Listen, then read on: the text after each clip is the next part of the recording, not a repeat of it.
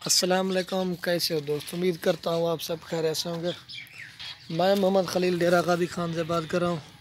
Video के जाने बढ़ने से पहले आप दोस्तों की एक रिक्वेस्ट है, मेरे चैनल को सब्सक्राइब करें, लाइक करें और दोस्तों के साथ शेयर भी करें ताकि रोज़ की नई वीडियो आप दोस्तों को मिल सके।